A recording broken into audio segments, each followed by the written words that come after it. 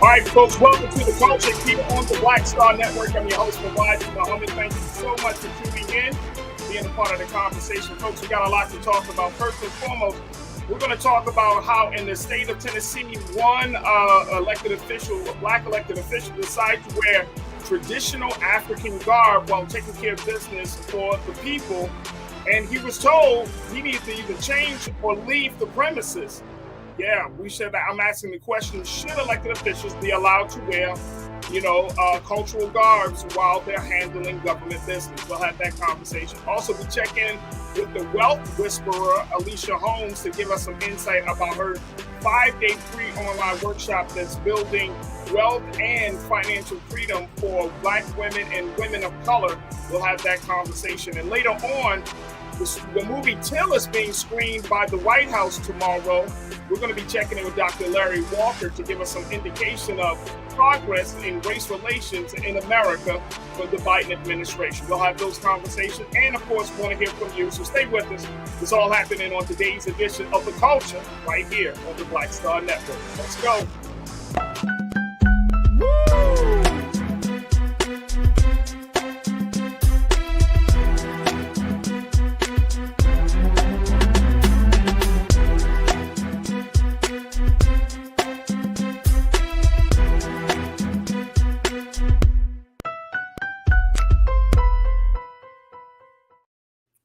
Folks, welcome to the culture here on the Black Star Network. I'm your host, Farajii. Thank you so much for tuning in and being a part of the conversation. Folks, before we start, we want to invite you to make sure that you let all of your friends and family know that we are now streaming right now on Amazon News. So make sure you do your due diligence, letting them know that you can check us out on Fire TV right now. You can say, Alexa, play news from Black Star Network.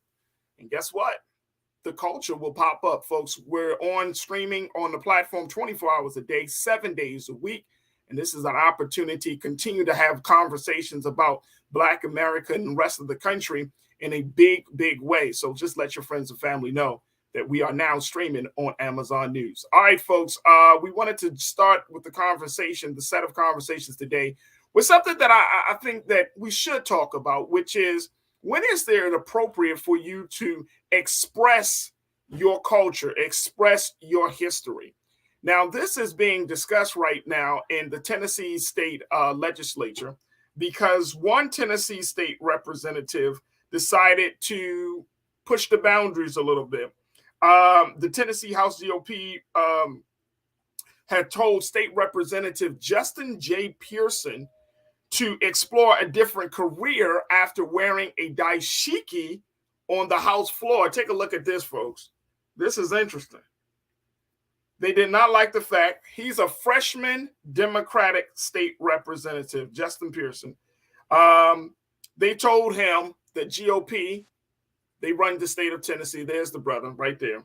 They told him either get in line or leave his position because he wanted to express himself. He wanted to show he was for the culture.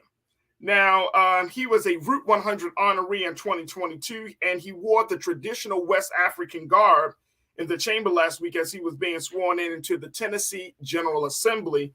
According to the report, the GOP couldn't wait to comment on his attire, and shortly thereafter, he tweeted about it. Mr. Pearson, State Representative Pearson, tweeted about it.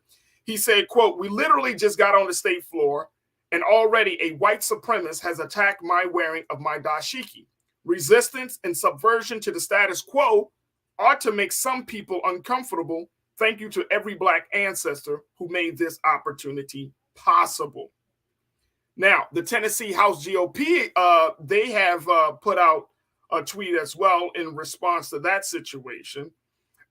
They replied, quote, "Referencing the bipartisan and unanimously approved rules for House decorum and dress attire is far from a racist attack. If you don't like rules, perhaps you should explore a different career opportunity. That's main purpose is not creating them." Ooh, there it is from the Tennessee House Republicans.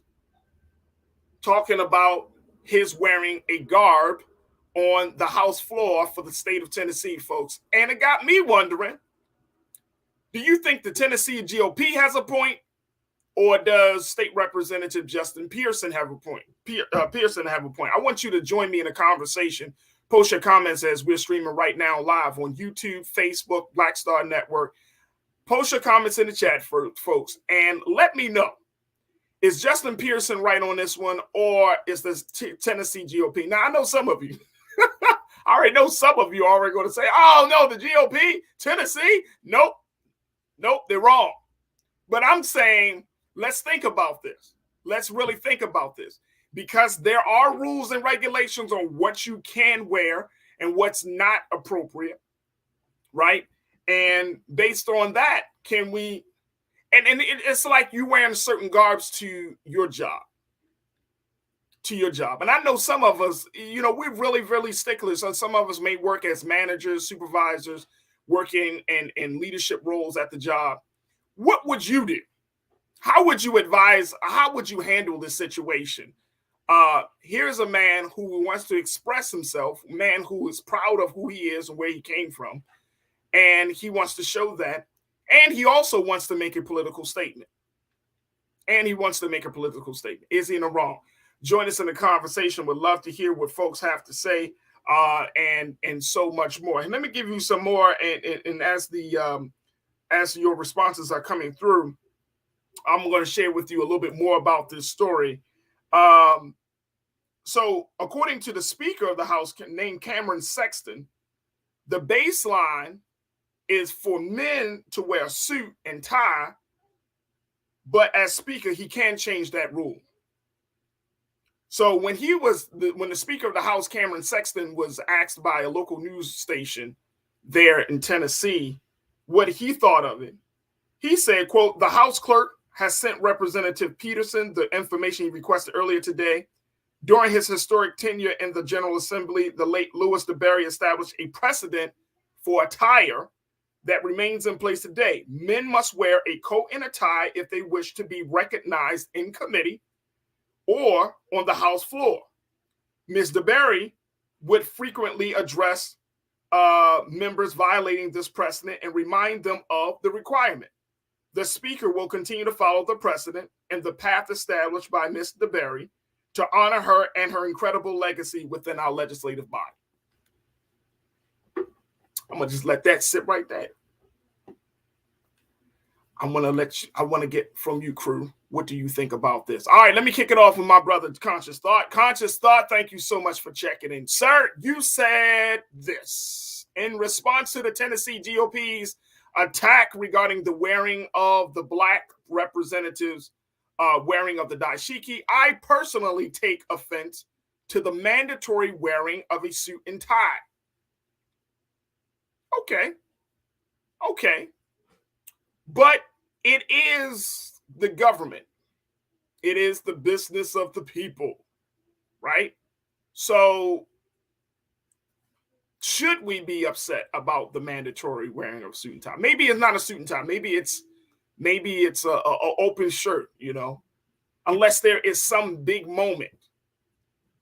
But government officials wear suit and ties. It's business. It's the business attire, since you're handling the business of the people. All right, let me hear Conscious Thought, my guy. Thank you for checking in. Chris Big, you say any rule or law that's made that conflicts with the Constitution is invalid. Wow.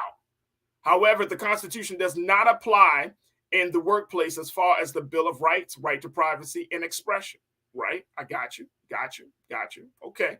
So, Chris, let me make sure I'm understanding you here. Are you saying that Pearson has the right to wear whatever he wants to wear? Are you saying that that's okay? I would just want to make sure I'm getting some clarity from you, bro, so we can, continue that part of the discussion. But I think you're bringing up a valid point. Thank you so much. DeAndre checked in. DeAndre, my guy, you said, look, of course they didn't like that, Farajii. That's akin to a foreign invasion to them. It's not professional or appropriate attire to wear in their eyes. That's true. But if there are already ground rules to this, right? If there are already ground rules that have been established before that, Mr. Pearson got into office, shouldn't he be required to follow the rules? I'm just throwing some questions out there, folks, because I get it. But again, I'm going to go back to my initial point where some of us work in spaces where you can only wear certain type of things. There are dress codes. We got dress codes for school. We got dress codes in a lot of different places.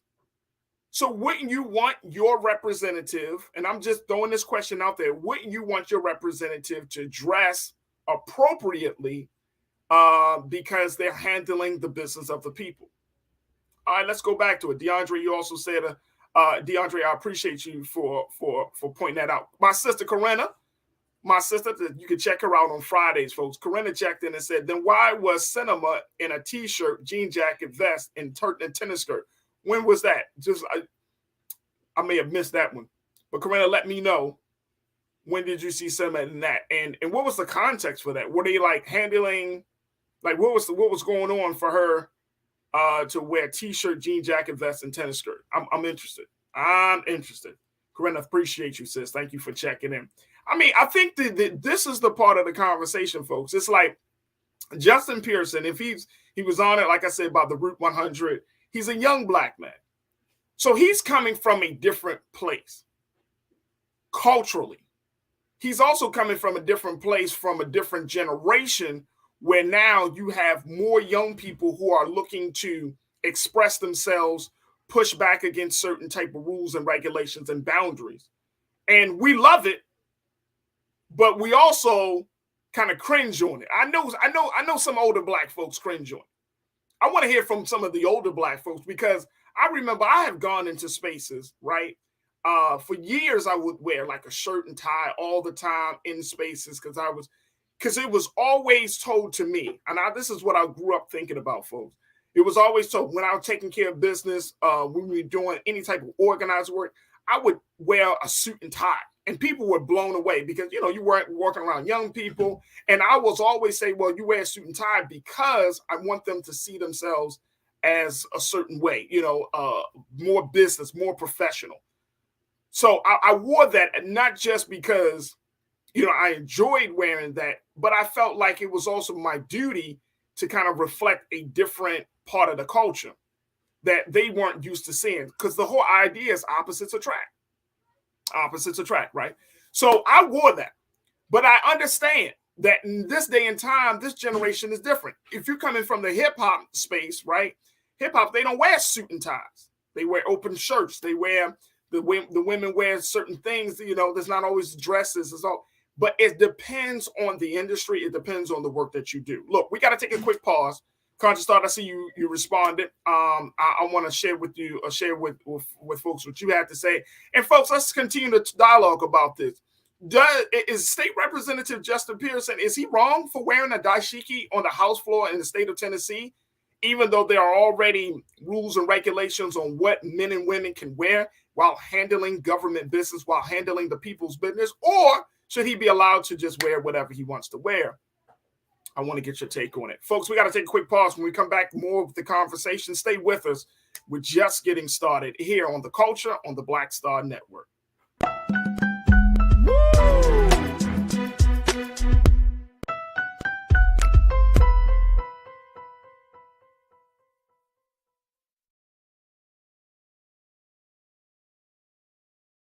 Black Star Network is here. Oh, no punch! I'm real revolutionary right now. Thank you for being the voice of Black America. All momentum we have now, we have to keep this going. The video looks phenomenal. See, this difference between Black Star Network and black-owned media and something like CNN. You can't be black-owned media and be scared. It's time to be smart. Bring your eyeballs home. You dig?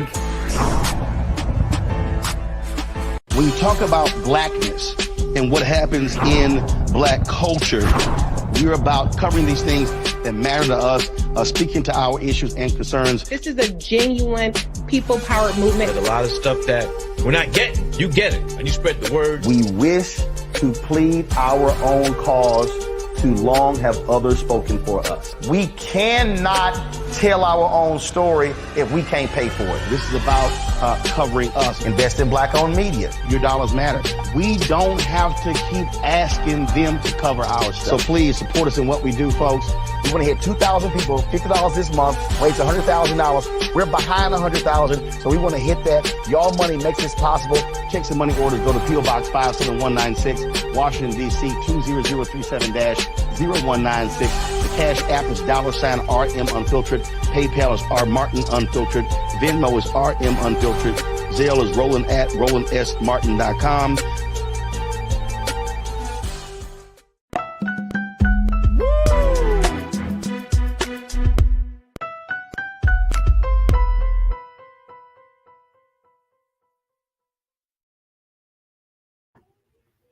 All right, folks, welcome back to the show. We've been talking about the case of State Representative Justin Pearson, who is a state representative in the state of Tennessee. He's a freshman representative, and he recently went on to the state house floor wearing a dashiki, and the Tennessee GOP leadership told him, can't do that, sir. Can't rock a dashiki on the state floor, on the house floor. You either do that or you change your career if you want to make that type of statement. Ouch. Now he says that he refuses to back down, and the Tennessee GOP leadership is saying, look, this is as a result of a bipartisan agreement on what to wear when handling the people's business, while handling government affairs. Who is to blame? Who is to change? Who is right and who is wrong in the situation? Folks, I want to hear from you. Post your comments in the chat as we have this discussion. And I think it opens up a conversation about a lot of things. One is about where we are right now. Justin Pearson is a young black male. He's coming out of the hip hop space. He's also coming out of the space of social justice and activism. Look at him. There you go. My man is rocking the dashiki. He's rocking the afro. So he's coming from a very, very pro-black Afrocentric space. And he's also an elected official. So can you be both? Can you walk the fine line of being for your people, representing for the culture, wearing certain garbs, or can you just acquiesce and say, you know what, I'm going to just go back down to a suit and tie? Should elected officials be allowed to wear traditional cultural garbs while handling the people's affairs? That's the big question I'm asking you, folks. All right, let me get back to you, crew, and hear what you got to say. Corinna, you said that you can't recall when Kristen Sinema wore that T-shirt and jean jacket, but she was in the big chair on the Senate floor with the T-shirt and jean jacket vest. She had on a tennis skirt when she gave the thumbs down to the minimum wage bill. I don't know what was going on with that, Corinna. I really don't know what happened. I didn't see that moment, but that sounds crazy. That just sounds crazy to me. So I'm not sure what was going on. If anyone else in the crew knows about that moment, please let me know, because that just sounds wild. That she's voting and all of that in this. I don't know. And here's the thing, folks. Do you want your government official? And again, I'm not talking about if they're out in the community. I'm not talking about if they're, part of some type of gathering, some type of parade or something. I'm talking about handling the business in the state house, in the White House. Would you want your government officials to wear whatever they want to wear, or do you want them to come to the state house, to the White House, in a very professional, quote unquote, professional manner? Or it doesn't matter to you? Janelle, my sister, you say Sinema wears the wildest stuff all the time. During orientation, there was probably a discussion about dress code. If so, then he was being defiant and inappropriate. If not, then no. Well, you don't know. I don't know. That's a great point. You don't know whether he was told this beforehand and he was like, all right, bump it. I'm just going to wear what I want to wear. Or it was like he never seen the rules and regulations and thought. But here's the thing, though. He's not slow. You know what I mean? Like when you wearing dashikis, when you wear any type of cultural garb, especially as black elected officials, it's going to ruffle some feathers. You know what I'm saying? People have literally died for less. You know what I mean? So you know that, and I'm not saying that to throw shade on the brother. I'm just making a point that he knew that it was whether it's appropriate or not. It's a political statement. It's always been a political statement. How many times have we seen any elected official, community organizers, activists, some of our great heroes and sheroes who have come and stepped up in government places with full garb on? From, Black Panthers, they used to come into without talking about the guns. They had the leather jackets and the berets, and that was a revolutionary style. That was the attire at that moment, right? And that was like to let folks know, like, this is who we are. What you wear speaks volumes about how you think and who you are. So it's a great point, Janelle. We may not know the answers to whether he knew before or after, but it's a great point. Thank you for checking in. Janae checked in. You said, just imagine if someone wore locks, they would ban that person too. It's beyond ridiculous. The GOP is trash. Yeah, I probably wouldn't get in, Janae. They look at me like, what's your name? Muhammad. And you wear, oh, no, sir. No, sir. I'll be like, I'm here to testify.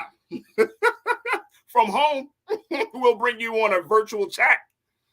Yeah, pretty much. It could be. But again, here's the thing.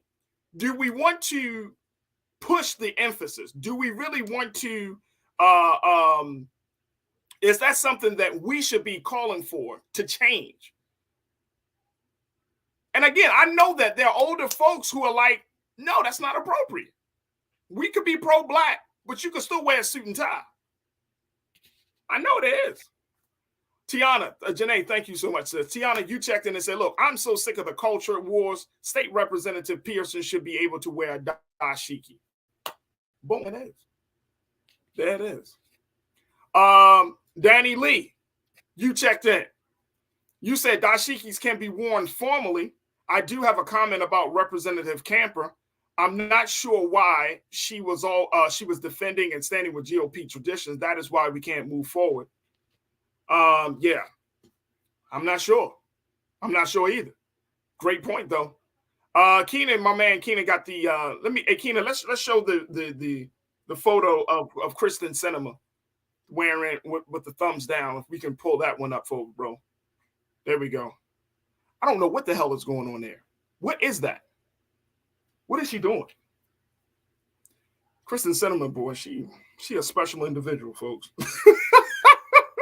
That's all I can say. I don't know what is going on. I really don't know what is going on. It looks like she just stopped by after like running some errands or something. I'm not sure what is going on here. Hey, Corinna, I don't know. I have no idea what's going on with that. It doesn't look like there was a major decision, like there was a huge vote on the floor the way it's set up, but I can't tell. I cannot tell. But even that, the fact is, it's still got people talking, right? Because it's not considered to be the normal, appropriate thing. If somebody took a picture of her wearing that stuff with her thumbs down, it's still the point of she's kind of out of order. Pauline, you checked in. Good to hear from you. You said, why don't they stick to the people's business and stop worrying about what we are wearing? Well,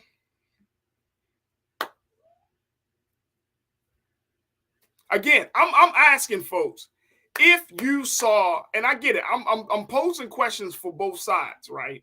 Because I'm gonna be honest, like I'm just trying to think, like, okay, do I want my representatives to wear a t-shirt and jeans, right? And it's fine. Like, there's always the talk about representation, but when you are a public official, you're not just representing yourself, you're representing your constituents. And especially for Black elected officials, I hope Black folks understand this. I hope we all understand it. Like, Black folks, we have a different standard. Folks, let's get out of our minds that we get so shocked that there's a double standard. Like, we've been in this country for over 400 plus years. Of course, there's a double standard. Y'all gonna make me shake my locks looking crazy. Of course, there's a double standard, folks. But here's the other thing. Are you just representing yourself, or are you representing the best of your constituents? And what does the best of your constituents look like? There we go. Sister Karen, my sister Karen, you checked in and said, I love cultural dress. However, when you are employed and paid by someone else, you dress as the employer requires. The dress code should be followed by all cultures.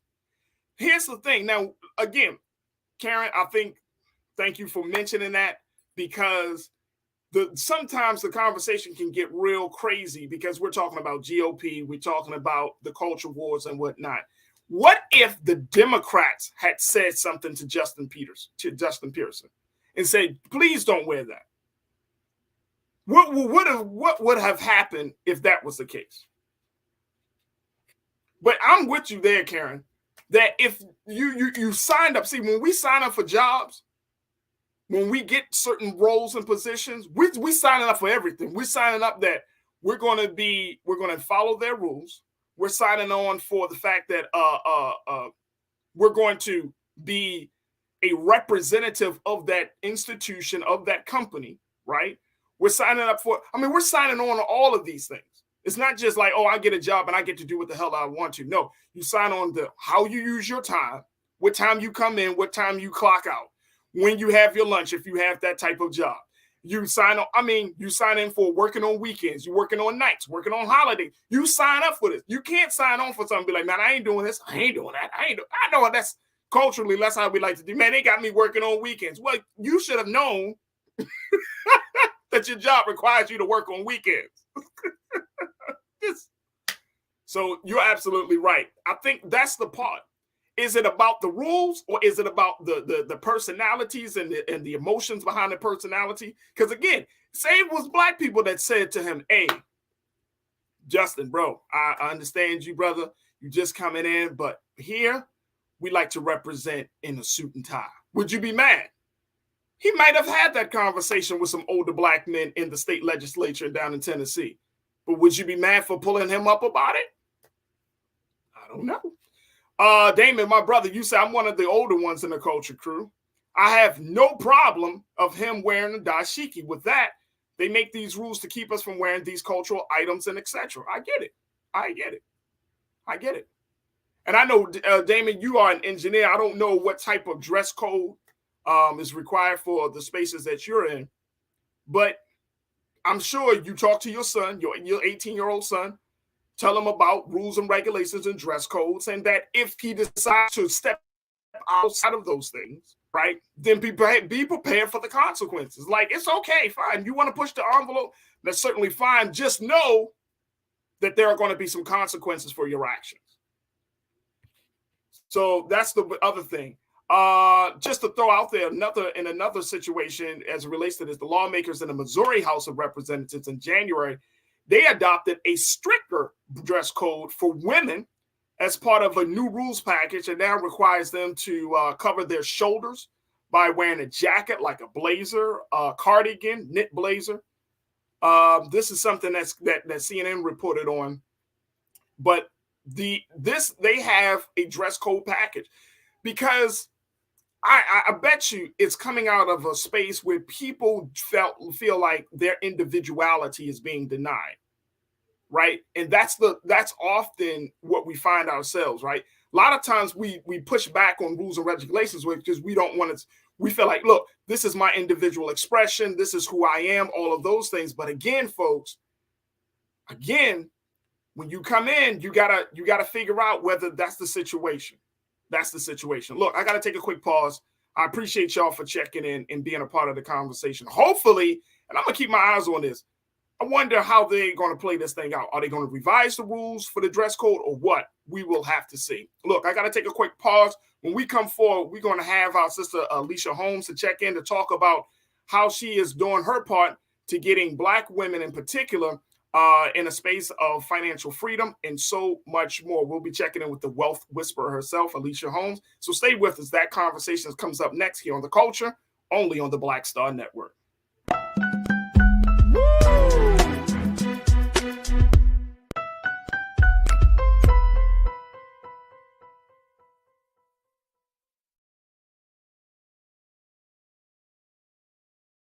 Hatred on the streets, a horrific scene, a white nationalist rally that descended into deadly violence. White people are losing their damn minds. an angry pro-Trump mob storms the U.S. Capitol. We're about to see the rise of what I call white minority resistance. We have seen white folks in this country who simply cannot tolerate black folks voting. I think what we're seeing is the inevitable result of violent denial. This is part of American history. Every time that people of color have made progress, whether real or symbolic, there has been what Carol Anderson at Emory University calls white rage as a backlash. This is the rise of the Proud Boys and the Boogaloo Boys. America, there's going to be more of this. Here's all the Proud Boys, guys. This country is getting increasingly racist in its behaviors and its attitudes because of the fear of white people. The fear that they're taking our jobs, they're taking our resources, they're taking our women. This is white fear.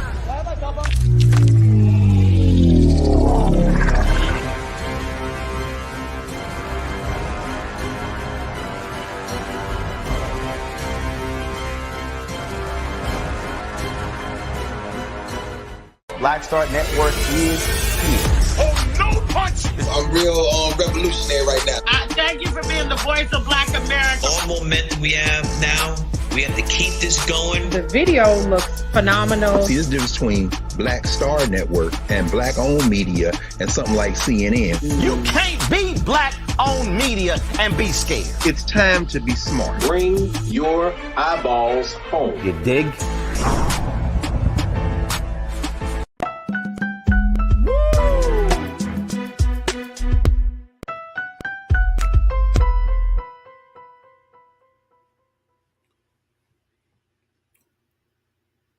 All right, folks, welcome back to the show. Our next conversation is with the wealth whisperer herself, Miss Alicia Holmes, and she's going to talk to us about an opportunity for women of color to take advantage of where they can possibly go into a space of financial freedom, folks.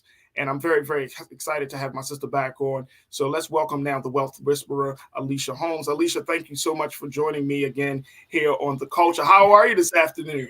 I'm great. I had so much fun the last time I was here.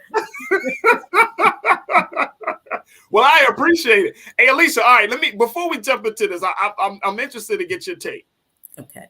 We had this segment, this is the first segment, talking about wearing dashikis on the house floor on government spaces. Mm-hmm. You actually work in, not only are you a financial wealth building expert, but you also do business coaching, and you work with a lot of different women in small and big companies. What's your take on it, especially now, given there is an emergence of individual expression and cultural expression from Black and brown folks in this country? Yeah, this is a very nuanced conversation, and I was listening in. I don't know much about it. I go on what I call news fast. Sometimes. Oh yeah. To get my head it's just essentially a young black man wore dashiki. He's a state representative in the state of Tennessee.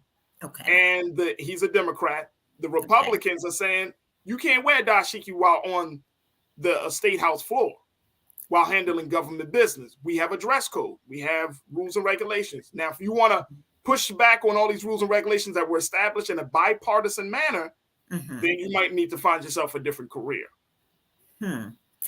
Okay. So just from a cursory perspective, I don't know the whole, from a cursory I get you. Perspective. If there is a dress code and there's not some gender or cultural biases in that dress code, and it is standardized for everyone, I think it's legit to have dress codes. But how much of this is influenced by gendered or racial biases in what you consider to be appropriate? And so when I look at things like this, I like to go a little deeper and say, okay, what is this dress code even about? Why does it exist? Is it here to standardize things in a way so that people's dress are not a distraction from, the larger issues and what we need to pay attention to here? Or should there even be more diversity in what we consider a appropriate code of dress? Because maybe it comes from standards and its history is full of biases. So from a cursory perspective, I need to know a little more. That would be my take on it. I always like to dig a little deeper into like, what is this code about? And that's a very mature way of looking at it. And folks, I will tell you that we did post a poll on our YouTube chat that you can join in. We asked the question, was State Representative Justin Pearson dashiki inappropriate? So as we have the show and have different conversations, definitely check us out in the poll and we'll share those results at the end. But I'm glad that you mentioned that because it requires us to think a little bit deeper. And one of the things that, Alicia, is I know that the work that you're doing is getting us into spaces, right, where we are more strategic about getting into certain spaces, whether it's in the business space, whether it's school, whether it's government. Like we there has to be some strategy on how to get there, right?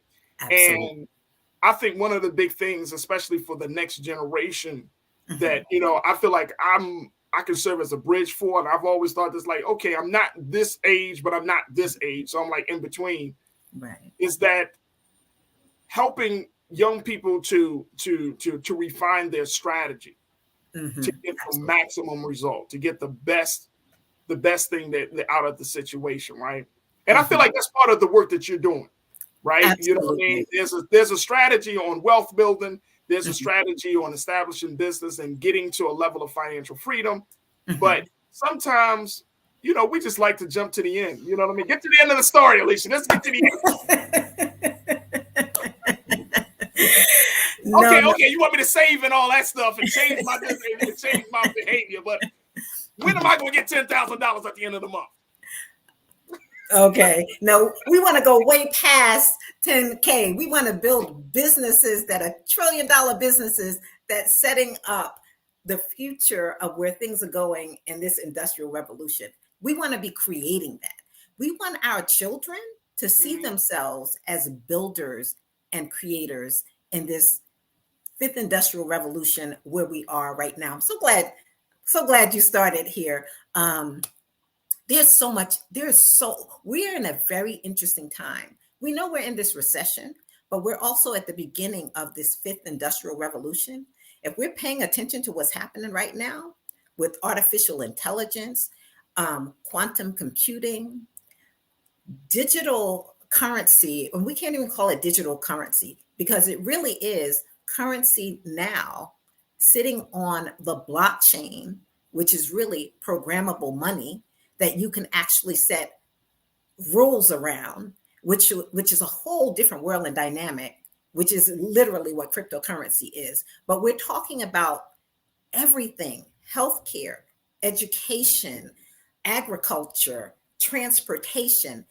Everything is changing and changing rapidly. And you started this with talking about our children, our children being prepared to be the ones building and shaping this world, this shifting world that we're living in right now. And investing. That's a big question. I mean, I have a 9-year-old and I have a 3-year-old, Alicia. And every day, I think about what the world is going to look like in the next 5 years and what the world is going to look like in the next 10 years once my son gets of age to do certain things, right? So I think that's I think that's the hard part, especially if you are a Black parent. Right. If you have Black children, or if you're a Black grandmother, Black grandfather, or you taking care of some babies or some young adults, right? Absolutely. That's I think that's like at the top of mind for a lot of folks in this country. It's like, what world should we expect? What I am saying right now is we need to be shaping this world. We need to be involved in understanding and learning. And just as an aside, I have 2 grown daughters, and for a time period when they were young. They were very young. I had them in kind of elite private schools, and the way children interacted with technology and the way that they were encouraged to interact with the technology was so different. They were not just like passive users of it. It was an environment that was always encouraging them, creating all kinds of tools and initiatives. And I saw some of the things that, that they did that came out of that environment. That's a little bit of an aside, but it's a different mindset to see yourself as the person who I'm understanding this, I'm building it, and I'm shaping it. And I'm a real proponent right now for us seeing ourselves doing just that. And I know in some ways, like this is a bigger conversation, but I want to share that during COVID in 2020, when COVID hit, I'm very interested in innovation. I've been looking at it for decades when I was, in my early 20s and investing in it and the way it shapes our lives. So I started an innovation investing study group, and we all read a book called The Future is Faster Than You Think. And I had as many as 120 women coming every week reading this book. And then I said, I'm not doing all the work. And they had to do presentations on the future of education, the future of healthcare, artificial and augmented reality, the metaverse. I mean, this was in 2020 when people had time on their hands. And the way everyone was being so expansive, when I said I wasn't doing all the work, they had to do presentations. So I have I don't know how many presentations every week, another woman that was just researching. And we're brilliant when we attack something. Right. And the effect that has on the conversation with their children, grandchildren. There was some grandmas in there who were doing amazing work with their children, their grandchildren, the conversations with their communities. A lot of these women really got opened up to Web3 and are playing very powerfully in the space with setting up decentralized autonomous organizations and NFTs and cryptocurrency and all of those things. And what I love about it is I'm talking to women who smart, work hard, come home every day, have children. I feel very often women, and particularly women of color, are just ignored. Nobody is talking to us about these things and saying, this is important for you to know. And just expand it, are now having new job careers, going to events they never saw, conferences all over the world because of this. And so first we have to start with ourselves and expand, and then expand with our children, the people close to us and around us in our communities. Because I read this, and I want to say this, that right now, the biggest shift in generational wealth in history is being made right now by understanding some of the things that I'm talking about right now. We have to understand artificial intelligence, what impact that is having. The robots who are being powered by artificial intelligence, who are taking over all kinds of jobs. And then we have Chat GPT, and then Google is coming out with its own version.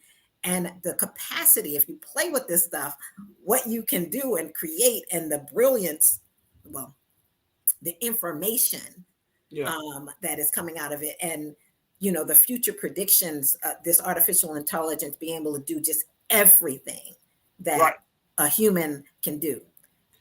So I can't stress enough that it's early enough still for us to see ourselves let me learn more about this. Let me sit at the door. Let me be in conversation.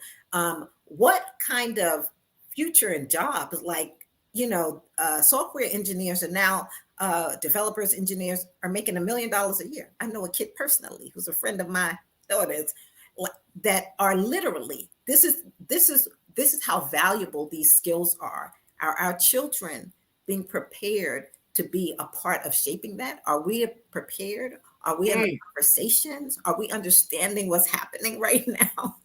Alicia, let me put you on pause because we got to take a quick pause. But when we come forward, I want us to kind of delve a little deeper in that. And I do have a couple of questions about that, especially when we're seeing there's so much advancement on the technology side in the scientific space. There's so much advancements in terms of innovation, but then yet when we're looking at the human being,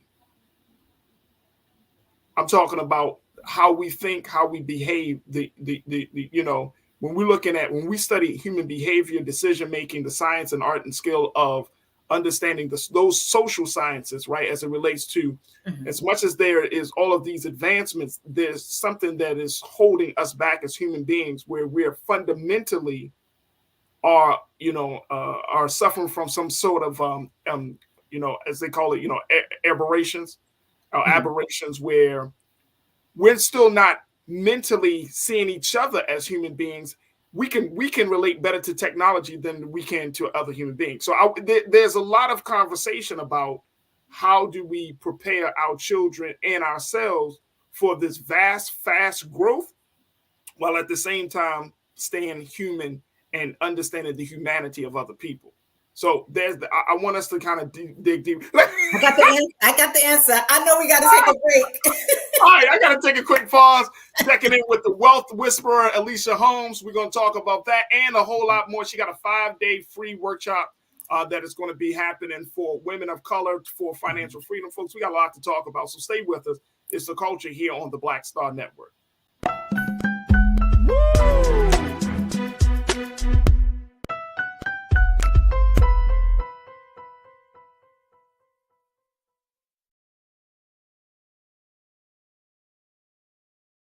Hi, I'm Dr. Jackie Hood Martin, and I have a question for you. Ever feel as if your life is teetering and the weight and pressure of the world is consistently on your shoulders? Well, let me tell you, living a balanced life isn't easy. Join me each Tuesday on Black Star Network for A Balanced Life with Dr. Jackie. We'll laugh together, cry together, pull ourselves together, and cheer each other on. So join me for new shows each Tuesday on Black Star Network, A Balanced Life with Dr. Jackie.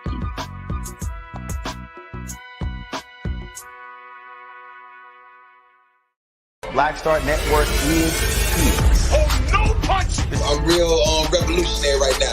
Thank you for being the voice of Black America. All momentum we have now, we have to keep this going. The video looks phenomenal. See, there's a difference between Black Star Network and black-owned media and something like CNN. You can't be black-owned media and be scared. It's time to be smart. Bring your eyeballs home. You dig?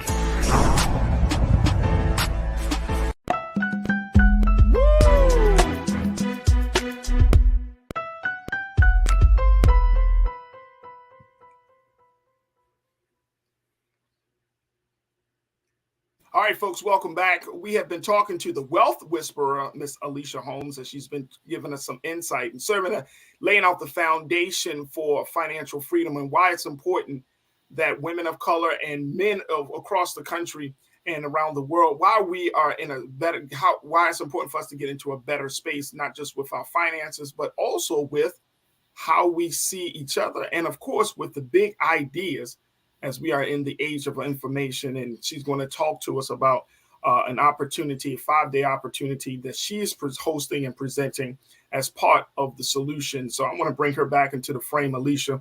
It's always a pleasure to talk to you. But you were kind of, now you really touching my heart and my spirit right now, Alicia, because you're talking about things in terms of preparation or preparing our children for this future.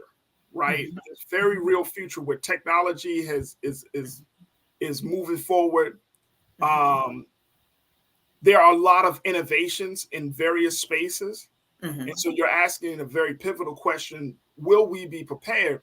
My only one of the big concerns that I have is that we are living in a time and in a space and in a culture where things are moving way fast. Like, everything that we thought is no longer is, that type of thing, right? but everything is moving fast except the development of the human being. So it seems like we're getting, and I'm saying as human beings, seeing each other's humanity, being compassionate, the fundamentals of what it means to be a human being is slowly being diminished or being overlooked. It's all about, what's on the outside of us. But what about doing the great work? What about the growth and the cultivation of us on the inside? So that way, when we get, our hands, or when we are exposed to technology, we don't use those things for nefarious purposes. It's like how do we grow in that space as well? I'm fine with technology growing. We're in AI, metaverse. We got all of these different innovations. But if you have a messed up human being who is designing these products, or you have a messed up human being that is using these products to take advantage of other human beings, then is it really a technological benefit? Is it a scientific breakthrough when human beings are still being denied their own humanity? Okay. So there's so much I could say to this. I know. Well, we're just talking. This is talking. No, I'm saying it's like we're just talking. This is part of the culture, right? Because we often we're in a time where people are looking for stuff on the outside, and it's like we may have to slow down a little bit. Like, the world is moving faster, but as Black folks and as brown folks, as folks that are whose roots are in who roots are in nature, who are rooted in the universe, like that's not the pace that we should be working at, or I don't think we should be working at, right? Like we can't keep up with that pace because we're denying ourselves in the process, or rather negating ourselves in the process. Oh my God, you always leave so many things just rushing through my head about everything. I know. So I'm so sorry. So one of the things I would say is we can't see ourselves as passively just receiving all of this technology that we feel that is lacking the humanity that we'd like to see as a part of the technology. So when I say that we need to be a part of shaping it, technology doesn't have to look the way it looks. Right now, it's being designed by very few people with a lot of power. And the thing about this industrial revolution is that there are not a whole lot of barriers to entry that they were in other industrial revolutions.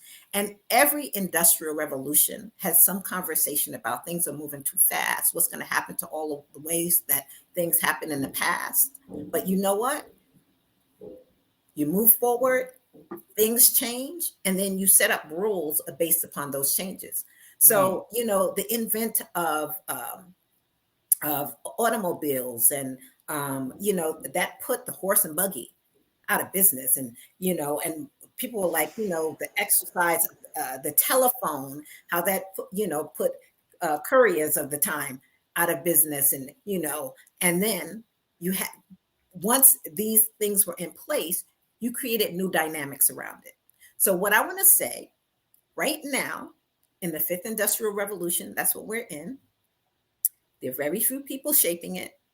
We act like we have to passively receive these technologies. No, we get to get in there and be the engineers and be the designers and have our children see themselves as, we're going to be the engineers, the designers, the creators of new ecosystems that will shape it. But how do we get there? So that it's not going in the direction. If we don't like the direction it's going to, we have to be more involved. So how do we get there? First, it's a mindset shift. And that mindset shift looks like us seeing our own power here. And us understanding we're in the information age and knowledge is power like never before. Right. Those ladies, when we were reading that book and looking at what's happening in biotech, when we were looking at flying cars and we're looking at 3D printing of homes, and we could be strategically thinking about our input, the companies we can build that will change the outcomes for our community and give access to our children and all of those things. And so it starts with fundamentally a mindset shift, which is why I have the program that I have coming up, and I'll talk about that. And we'll talk about that in a minute, because I'm glad that you bring that up. It's a mindset shift that is going to be required by parents and children, by all of us, right?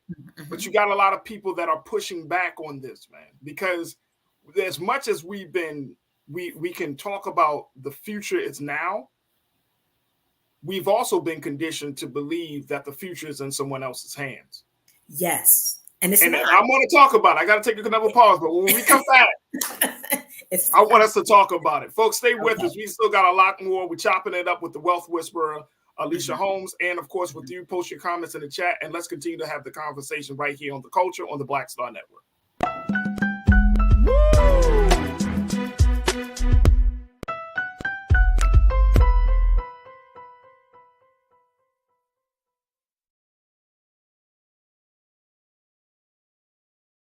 I'm Deborah Owens, America's Wealth Coach, and my new show, Get Wealthy, focuses on the things that your financial advisor and bank isn't telling you, but you absolutely need to know. So watch Get Wealthy on the Black Star Network.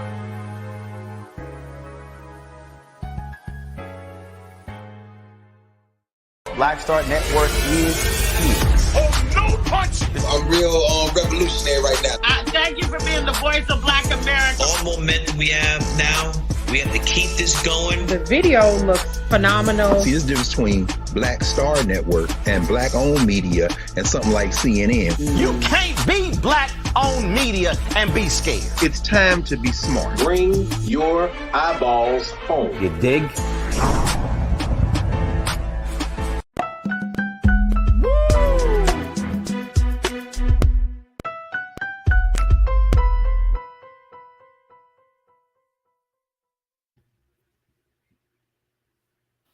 All right, folks, welcome back. We've been talking to Alicia Holmes, who is a wellness expert.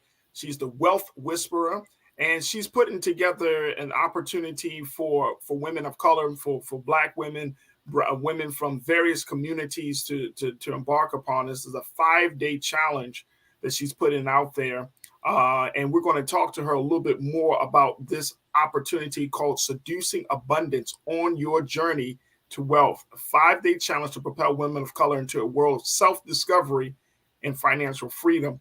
And let me just say, folks, I enjoy having conversations like this, especially with my sister Alicia, because we tend to believe that stuff is on the outside, that we're going to change our money behavior, our spending habits, and all of those things. That's what's going to naturally change, like it's just going to happen overnight based on some magic genie. But it's about a mindset. And Alicia, that's the point that you brought up. It is really about a mindset. There has to be a shift in mindset. And as I'm listening to you, sis, and I appreciate you for being big in your thinking. You know what I mean? Like, I'm serious, right? Because we can have conversations about, okay, make sure you put some savings away. Make sure you know what I mean? If you want to invest in a 401k, I mean, look, let me tell you, the folks that watch this show, my culture crew, they are highly intelligent people. These are, they're scholars and professors and engineers. These are professional people. We got folks that work in various industries watching the show. So they've heard that. We've all heard this stuff. The reason that you're in business is not because of we don't know how to create a savings account. But the reason is because what is the thinking that goes along with creating the savings account? Or what is the thinking, like, what is your vision? What is your plan? And I think that's where we're talking about, like, financial planners like yourself and others. That's where y'all help us to fill in the gap, right? Because there are so many competing interests on our time and our money, right? That at the end of the day, it's like, you get a lump sum of money, and next thing you know, you just all of a sudden bills, this happened. I gotta put out this financial fire, blah, blah, blah. And you're not thinking about the longevity of the moment. You're not thinking about all of these, you're not thinking about the economy of ideas. I mean, that's where we in. You started off this conversation saying we need to be creators. And I remember I just recently was doing some reading, Alicia, and they said in this age of information, as you call it, the fifth industrial revolution, currency right now is not the little paper notes that we got. The real currency is the currency of ideas. Absolutely. Like, I mean, that's the currency we on. And this is why I think it's important for us to have this conversation the way we're having. Because they're attacking, and I'm saying they, and this could be whether, I'm not just talking about white people, I'm talking about anybody that is closing out the light of truth in this day and time. That could be black or white people. Anybody that is that is trying to keep us in a dumbed down position, right? They always want us to be watching somebody else instead of thinking about ourselves. They always want us to be focused of spending our money with somebody else instead of investing in ourselves. Like, if that's the time that we're living in, and that's why we're seeing the situation we see with the school systems, there's an uprising, there's a revolt that's happening in that space. We're seeing a revolt that's happening in the business space, where you see more Black women have started businesses since the pandemic started than any other group of people in this country.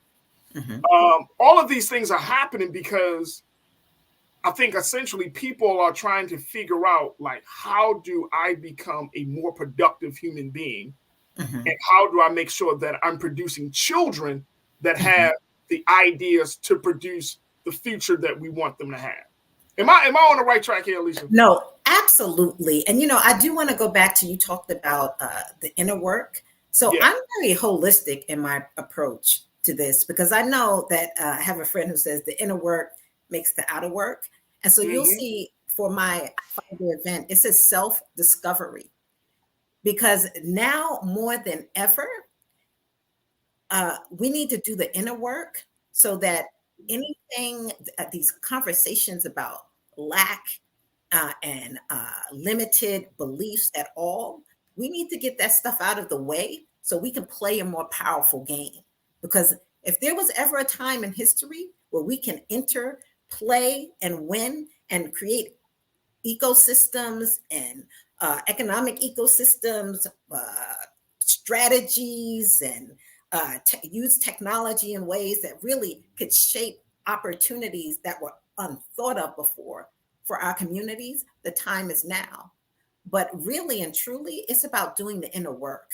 One of the first things I do, I have a boot camp roadmap to like an abundant mindset, and then the tactics and tools in our culture, what you need to know in order to build wealth. But most of the work is the mindset work. Work. It is like how you feel about yourself. And there's a lot that we get as people of color, as Black and brown people, as Black and brown women, as Black and brown children, that we really need to disrupt those conversations first and foremost. Right. So something like Heal Your Relationship with Money. It's a great book that I have. It's 28 days of journaling. Like, what's the book called again, Alicia? It's called Heal Your Relationship with Money by Cara Stevens. I spoke with her on the phone.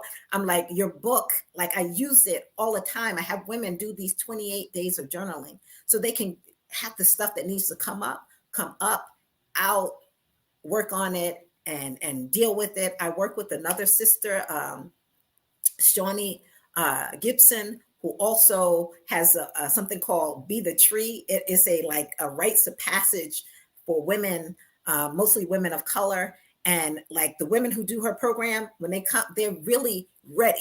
Now they're ready to get rid of, all of the limiting beliefs and what's possible, because we pass that stuff on to our children. And culturally, no group has been systemically, institutionally challenged as we have. And that has affected us. And we need to clean a lot of that stuff away. And now more than ever, because we have the opportunity in this fifth industrial revolution to build in ways that can change our lives. Now, it's hard to wrap your head around this, which is why I started that study group in 2020, because everybody left so expanded. But what I can leave you with about that is, do your research. Let's use our screen time powerfully to understand this. There's someone I follow on Instagram, and I saw him speak at the Black Women Talk Tech conference. It's called The Tall Guy. The tall guy, I can't think of his whole name, and follow him on Instagram because he is dropping so much knowledge and science. Like, I have resources, and I want to share those resources with people because these are all important for us to grow and develop. And we have to do that inner work. I'm doing my inner work. I'm meditating. I find some of the scientists who are playing with quantum physics and explaining certain spiritual, what we consider spiritual phenomenon. I follow Joe Dispenza's work. I think the way he's using science to explain how we actually are creators and shape the world that we have in front of us, and it's giving us access back to our power. Like, study. Like, this is the time to just get the information that you need to be able to make good choices for yourself, for your children, for your family, and for generations to come. Big moment. All right, I want to make sure we get some, we got a couple of moments left in this part of the segment, but I want to make sure we do put out some of the logistics around this 5-day challenge. And folks, I want you to join us in the conversation, please. I know that some of you are taking in this information and just kind of feeding on it, but join us and share your thoughts and your comments with us. Post in the chat on YouTube, especially and on Facebook and on Black Star Network as we have this conversation with Alicia. But let's talk about this 5-day challenge. What was the inspiration? See, I could talk to you all day, Alicia. That's a damn problem.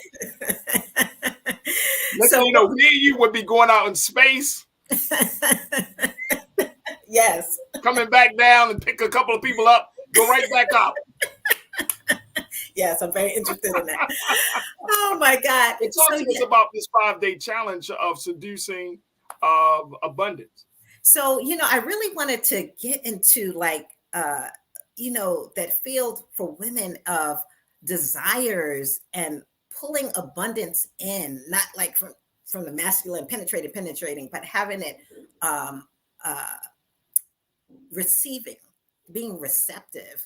And so this challenge, over the years, I have met phenomenal women doing amazing work in the world. Many are so successful, but so heart-centered.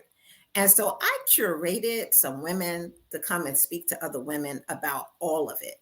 So the first 3 days, I call setting the fertile ground for abundance. And so the first day I have great speakers, Hazel Ortega, who wrote From Bounced Checks to Private Jets, telling her story.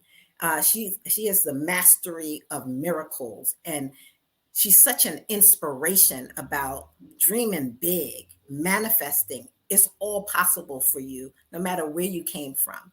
And she's speaking with Jay Nicole, who is like, Black women, let's do it. Let's manifest and live our big dreams and live our lives. And then I go on the second day to talk about self-care.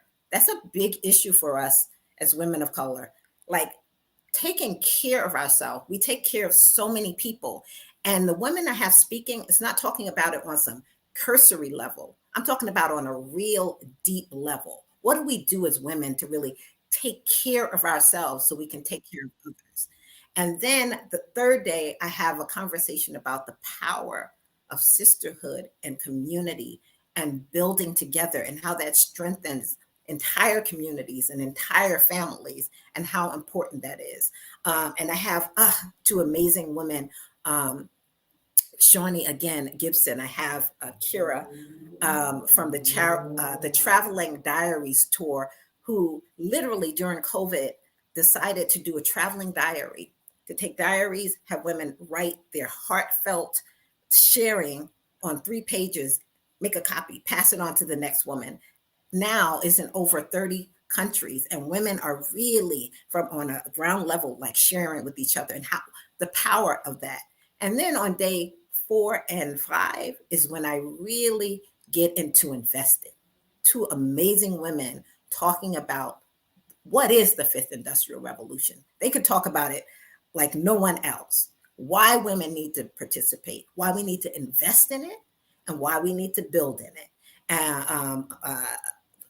Jatali Bellaton, who is a dear friend of mine also, and Shalita Burke. And if you look at either one of these women and what they're doing in the world so powerfully, sisters, powerfully investing, building in this world. And then on Friday, I have a sister talking about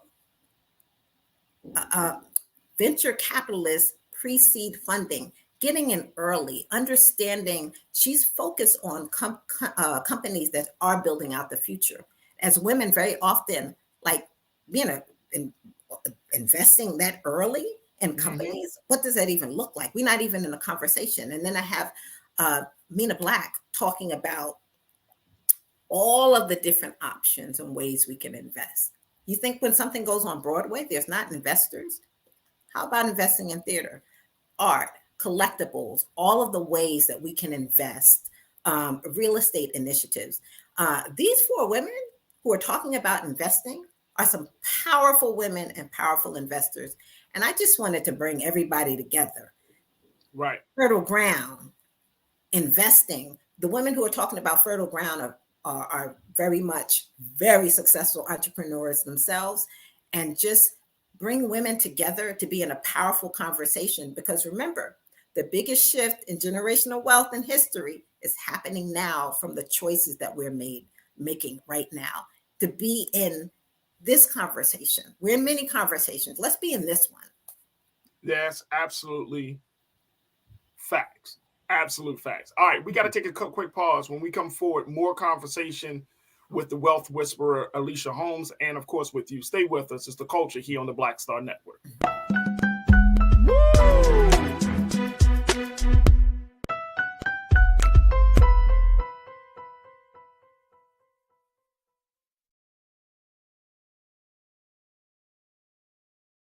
Black Star Network is here. Oh, no punch! I'm real revolutionary right now. Thank you for being the voice of Black America. All momentum we have now, we have to keep this going. The video looks phenomenal. See, this difference between Black Star Network and black-owned media and something like CNN. You can't be black-owned media and be scared. It's time to be smart. Bring your eyeballs home. You dig? When you talk about blackness and what happens in black culture, we're about covering these things that matter to us, speaking to our issues and concerns. This is a genuine people-powered movement. There's a lot of stuff that we're not getting. You get it, and you spread the word. We wish to plead our own cause. Too long have others spoken for us. We cannot tell our own story if we can't pay for it. This is about covering us. Invest in black-owned media. Your dollars matter. We don't have to keep asking them to cover our stuff. So please support us in what we do, folks. We want to hit 2,000 people, $50 this month, raise $100,000. We're behind 100,000, so we want to hit that. Y'all money makes this possible. Check some money orders. Go to P.O. Box 57196, Washington, D.C. 20037-0196. The Cash App is $RM Unfiltered. PayPal is R Martin Unfiltered. Venmo is RM Unfiltered. Zelle is Roland at RolandSMartin.com.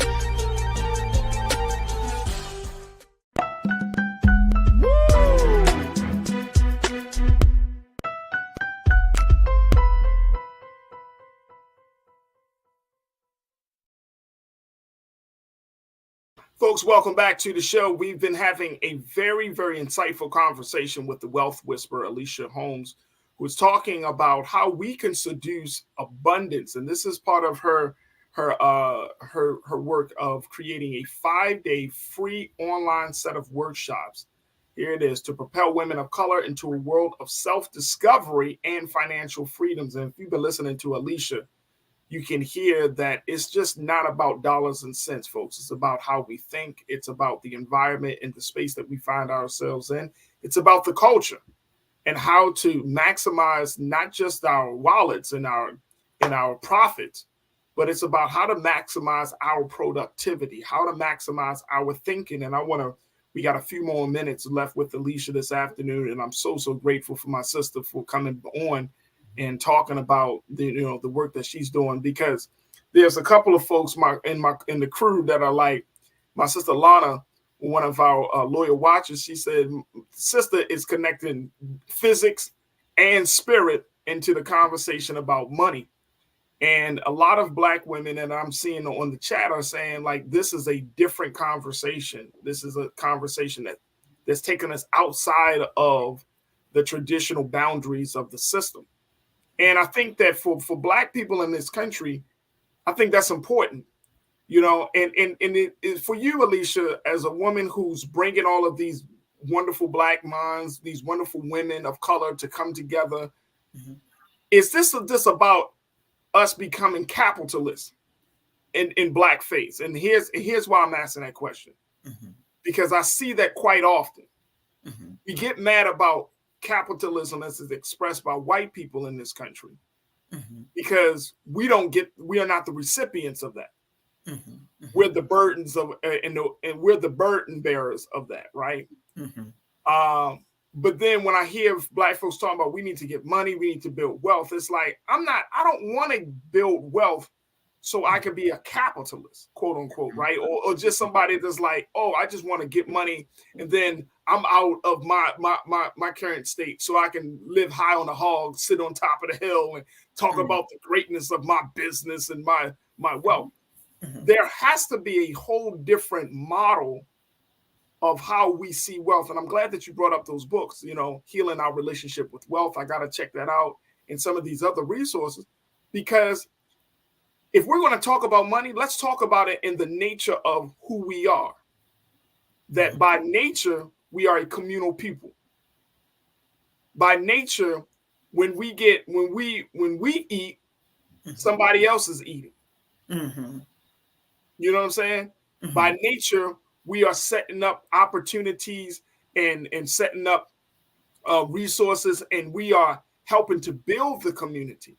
It's nothing wrong with you getting money, but when you become a hoard you start hoarding all that money in for yourself and not spreading the love, as they say. Now you become, it becomes a different conversation, especially for us. So what would you say is, the best way to look at, or what's the metric that we should use when we're talking about wealth building, especially for Black people? So I often the conversation is wealth and impact. And we really, knowing our history, for so many years now, I have a series of slides that are like trivia about who, like Black women, the things that we've done in history. Is it Poro College?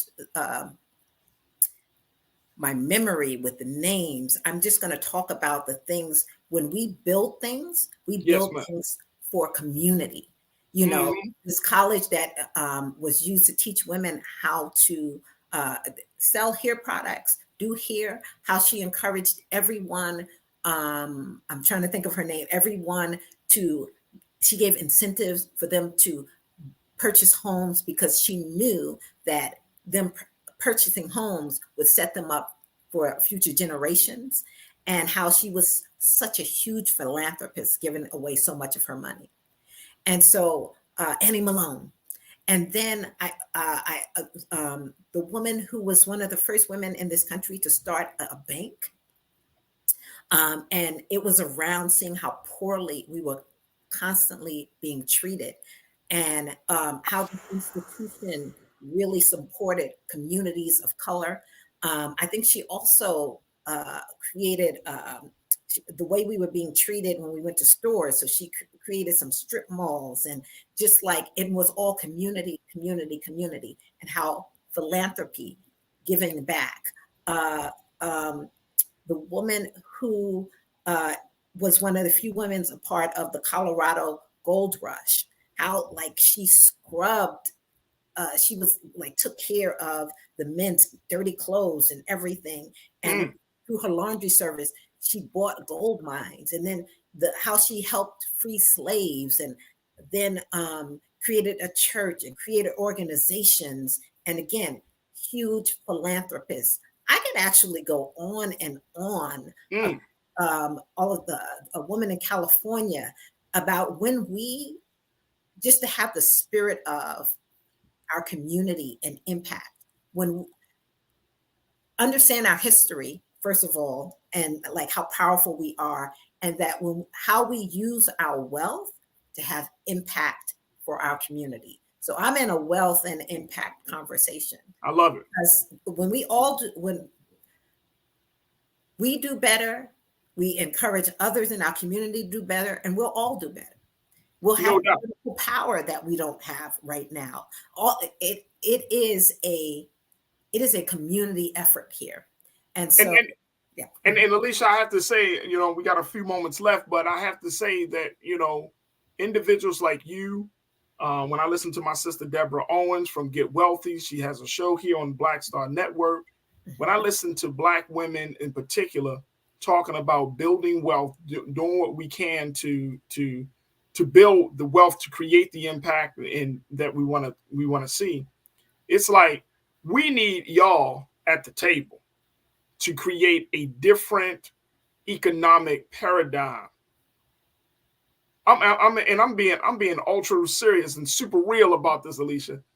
We need a different economic paradigm in this country, because I'm personally tired of, from the small things to concert tickets to the big things of the national debt. You know what I'm saying? Like the relationship that we have with money in this country is so influenced by white supremacy, is so influenced by, our inferiority, is so influenced by seeing people as just as just pieces of a machine versus seeing them for the full investment of their potential and their talent.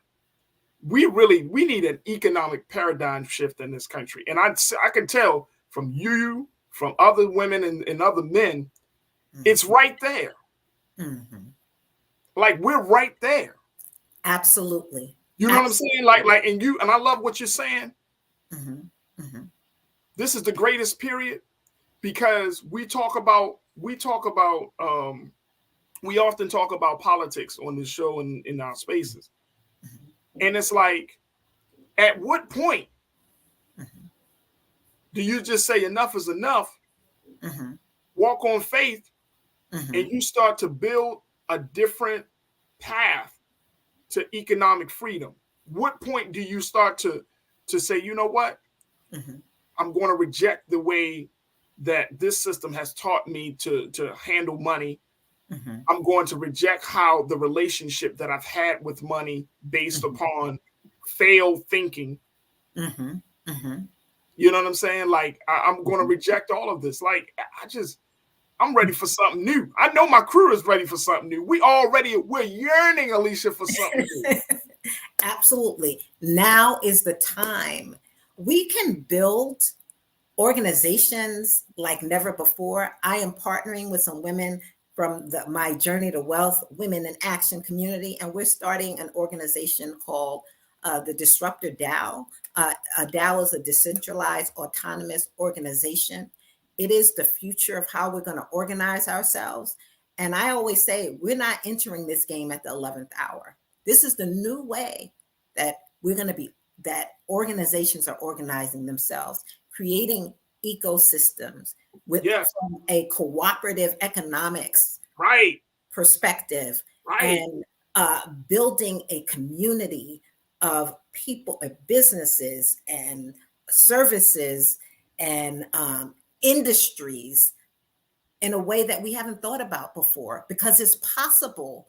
Technology is actually making a lot of things really possible right now. Right. And so to just play and dreaming big a little more and seeing the potential for us to really shape our world in ways that we never thought that we could before. Absolutely. It's possible now. Absolutely. Yes. I love it. I love it. All right, Alicia, we got like a minute or so left. How can people sign up for this free 5-day challenge you got, Seducing Abundance? I love it. You got to seduce abundance. Yeah. Come here, abundance. Get your fine self over here. So it's actually seducingabundance.com.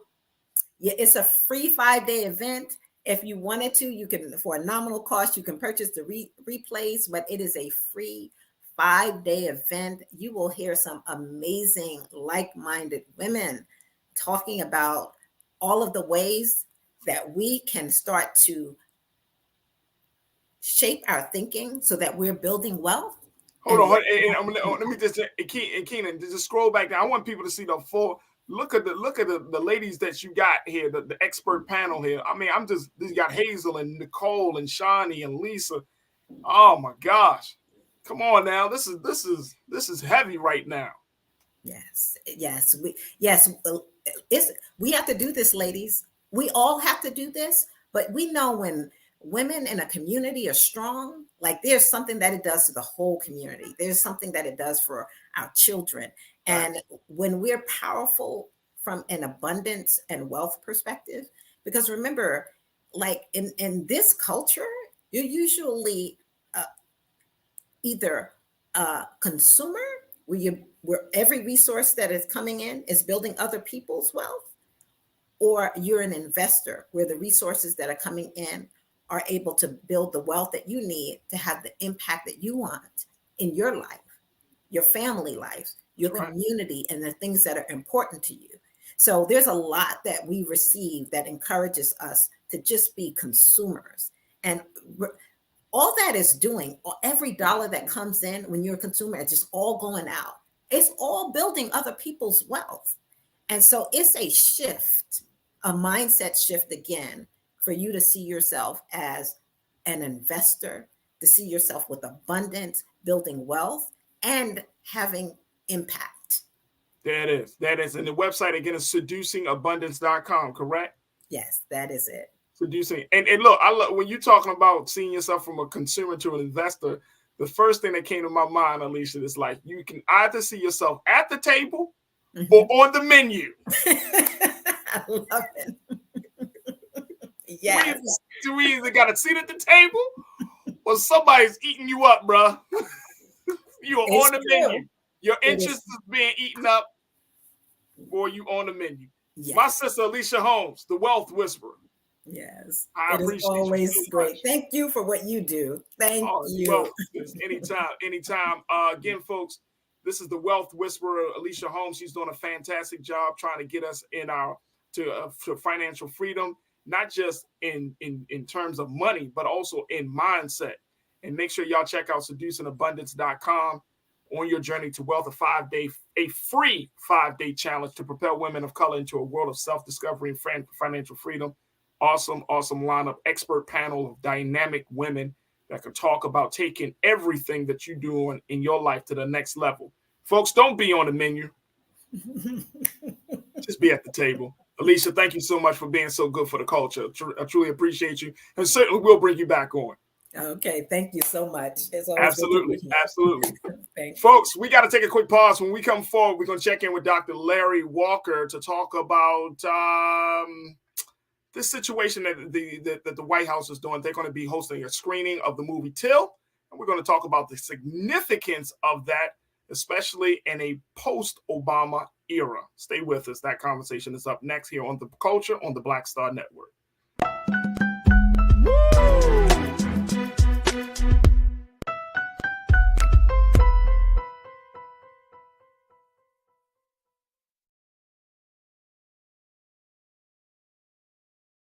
When you talk about blackness and what happens in black culture. We're about covering these things that matter to us, speaking to our issues and concerns. This is a genuine people-powered movement. There's a lot of stuff that we're not getting. You get it, and you spread the word. We wish to plead our own cause. Too long have others spoken for us. We cannot tell our own story if we can't pay for it. This is about covering us. Invest in black-owned media. Your dollars matter. We don't have to keep asking them to cover our stuff. So please support us in what we do, folks. We want to hit 2,000 people, $50 this month, raise $100,000. We're behind 100,000, so we want to hit that. Y'all money makes this possible. Checks and money orders go to P.O. Box 57196, Washington, D.C. 20037-0196. The Cash App is $RM Unfiltered. PayPal is R Martin Unfiltered. Venmo is RM Unfiltered. Zelle is Roland at RolandSMartin.com. Black Star Network is here. Oh, no punch! I'm real revolutionary right now.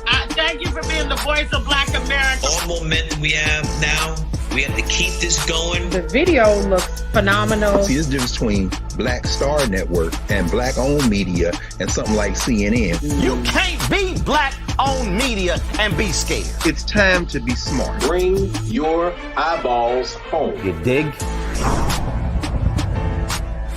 Hatred on the streets, a horrific scene, a white nationalist rally that descended into deadly violence. White people are losing their damn minds. An angry pro-Trump mob storms the U.S. Capitol. We're about to see the rise of what I call white minority resistance. We have seen white folks in this country who simply cannot tolerate black folks voting. I think what we're seeing is the inevitable result of violent denial. This is part of American history. Every time that people of color have made progress, whether real or symbolic, there has been what Carol Anderson at Emory University calls white rage as a backlash. This is the rise of the Proud Boys and the Boogaloo Boys. America, there's going to be more of this. There's all the Proud Boys, guys. This country is getting increasingly racist in its behaviors and its attitudes because of the fear of white people. The fear that they're taking our jobs, they're taking our resources, they're taking our women. This is white fear.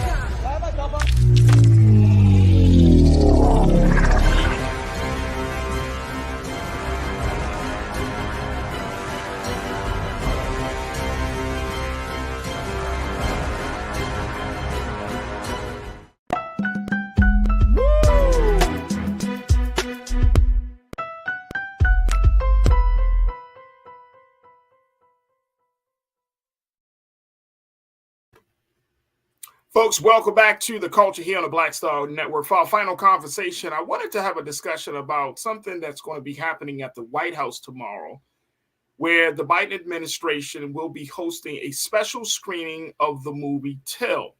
Now, this was the movie that came out last year, in December of last year, talking about the story of Mamie Till, the mother of Emmett Till, talking about her side of the story as to what she had to endure and what decisions she had to make. As it relates to the great tragedy of that brutal beating and killing of her son, Emmett Till. And even though the movie was snubbed for Oscar consideration, many people found that movie to be very helpful in telling that part of our history. Now, the president has been vocal about his take on racial issues, right? And he has even gone as far as to sign the Anti-Lynching Act last year in the name of Emmett Till. So I wanted to have a conversation about the cultural significance of the president having a special screening like this, because, you know, I can't stop thinking about what my brother said yesterday, Dr. Jason Nichols, who said that this president was the most progressive president that he has seen in his lifetime. A young black man saying that. And I'm wondering, is he on to something? Let me welcome now Dr. Larry J. Walker. Dr. Walker, who's been seen on RMU, and here to give us some insight as to what we're seeing right now with Biden and race in this country. Doc, good to talk to you, brother. How are you this afternoon? I'm good, brother. Thanks for having me. Absolutely. What do you make of this? And I quoted my brother, Dr. Jason Nichols, saying that he really said it. He was like, yep, Biden went from one end of the spectrum in some cases to this other end, signing off on some of the most racially justice pieces of legislation. He's putting, he's showing that he is growing in some ways, that he is progressive and far progressive than his predecessors. And now we got a showing of a movie about Emmett Till at the White House.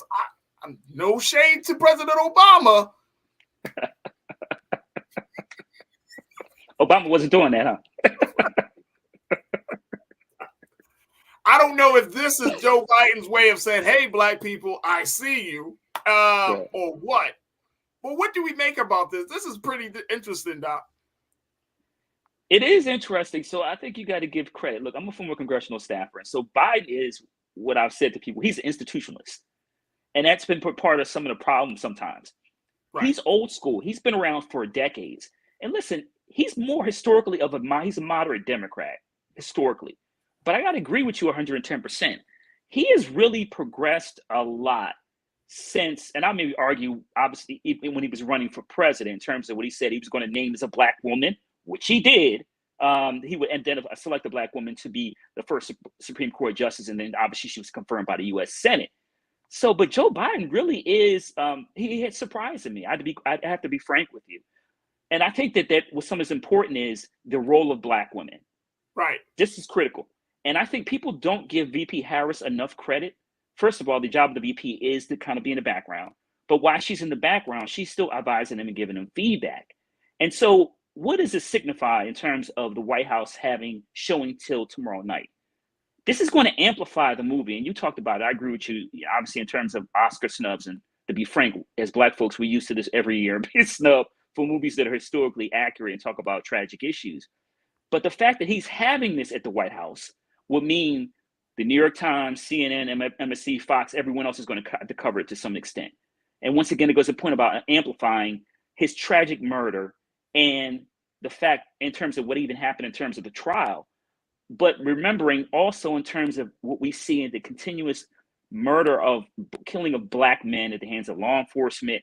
And also we continue to see these videos of black folks being profiled by, Tom, Dick, and Harry walking down the street, and black folks are looking at birds or in their house or order McDonald's or whatever else we doing to black folks that people always have a problem with. So I would say he's come a long way on issues like this. He has come a long way. Now, here's the thing, Doc. My thinking is, how do we as the constituents, I mean, you worked in administrations, congressional staffers, you understand the dynamics of putting something out there to the public and the impact that it has coming back in. But for the constituents, what are the proper metrics that we should use or can use to determine whether something is political theater, performative, versus if it's legitimate? So let's be clear, because I work for a politician, or a politician thinks you're right. This is political. Anytime you screen a black film at the White House, especially a black film that is the murder of a black child, it is it is political. And let's keep in mind that we have an election coming up next year. And also he needs the black vote, particularly, like I said, we already know what the numbers in terms of how black women come out. But this is political theater, but is a political theater for a purpose. Now, listen, he could have, there are a number of other movies he could have screened, but what allows him to do is connect policy and purpose. So he signed the anti-lynching law in the name of Emmett Till, which I want to highlight that Rand Paul held up for a long time. I just want to highlight that because it's really important to talk about that. But the fact that he actually signed legislation connects policy and purpose. So the policy was signing the bill. The purpose is we're amplifying it at the White House, having this event. We're inviting all these people, and then I'm going to talk about it. And then so over the next couple of months, as he's running for president and he goes into black communities, he can say, I'm the first president to sign this legislation, right? Policy. And then the purpose is I amplified it at the White House. So do we play a role in making things political? Because when the president does, and I'm saying any president, right? But let's use Biden as an example. Anytime the president does something for another group of people, and then it comes back to us, we're like, well, what about us, right? So we kind of put him in a space where it has to be political, right? Like it has to be a big deal when he does something for Black people. Is that our fault? No, because that's the nature of politics, and especially for those who like myself, others who live within the Beltway, right? This is how the game goes. And so for Black folks, we're also, in terms of when it comes to other racial ethnic groups, we're constantly putting the foot on the pedal, and we're constantly holding folks accountable. So listen, why President Biden has done a lot of great things in terms of nominating a number of, more than any other president, Black women to federal benches. There are times that we feel like we need to hold him accountable. We think he's not doing what's necessary, because once again, Black folks helped him get elected, particularly in states like Georgia's and other, Pennsylvania, my home state, etc. So, yeah, we make it political? We have to, because our lives are on the line. Let's be clear. Like right. This Anna Lynch bill is in the name of a Black boy that was murdered. So right. Black folks have to constantly pressure policymakers, particularly when we talk, like I'm a former congressional staffer of the CB and work for a CBC member, particularly when we talk about the role of the CBC in maybe not pressuring necessarily publicly, but giving them a call, someone like Clyburn, giving them a call and saying, look, Joe, I think you need to do this. Right, right. Now, how do you foresee this situation around the George Floyd Justice for Policing Act to go? Now there's been talk about it. I mean, I've had some voices on this show, Dr. Walker, where they're like, man, that's just a bunch of fluff. It doesn't still get to the heart of the matter, where you have local and state police departments that are really going to implement some of these important changes that's going to lead to better relationship between the Black community and the police department. Do you think that we should be hanging our hat on this particular bill? So the George Floyd bill is critically important. It's not going to become law for the next anytime soon, at least not until we see what happens in 2024 with the House. So, I mean, let's be clear. Republicans are not supporting the George Floyd Policing Act. They're not. And to be frank, the bill should have been law prior to them taking the House, but we can talk about all the antics in the Senate if we like to, maybe another conversation. But it's just not going to happen. The Republicans are not going to support it. And you see, if you look at, not even McCarthy, but Marjorie Taylor Greene and some of these other right wingers just criticizing, they're talking about the Black National Anthem. I mean, you think they talking about the Black National Anthem, you think they're talking about comprehensive police reform. It is not happening from a policy standpoint. It doesn't mean the Biden administration can't continue to apply pressure. And as he gets out more in public and the campaign trail, can't talk about that. I support this legislation, but the folks in the House won't support it. And we need to remove them, have Democrats take it back to the House in 2024, hold on to the Senate, reelect me as president, and let's get this done.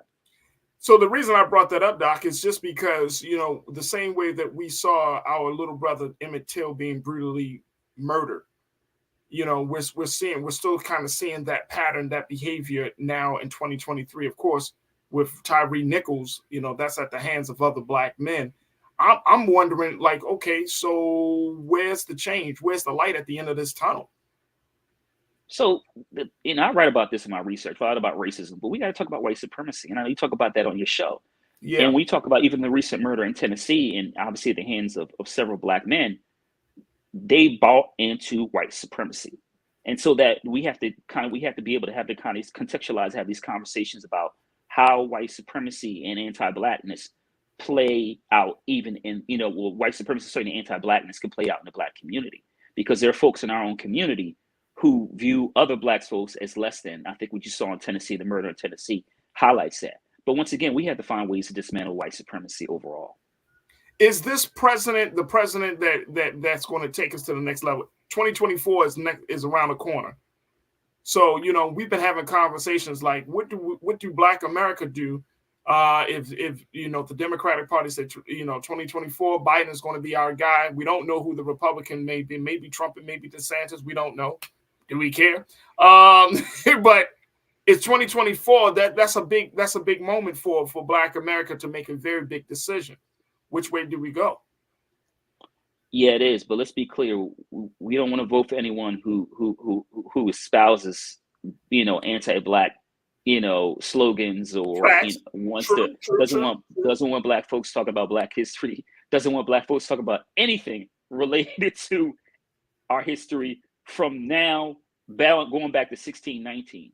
So, And let's be clear, Joe Biden, and like I said, more than anyone else, I've certainly the points I've offered critiques, but he's been far more progressive on some issues that I would have ever anticipated for someone, like I said, I describe him as an institution that's been around for years.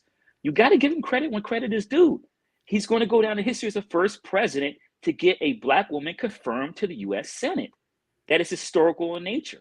And look, as we move to next year in the election, there's not much else he's going to get done, particularly when it comes to issues relating to civil rights that impact Black folks. Because, like I said earlier, Republicans in the House are just not going to have that.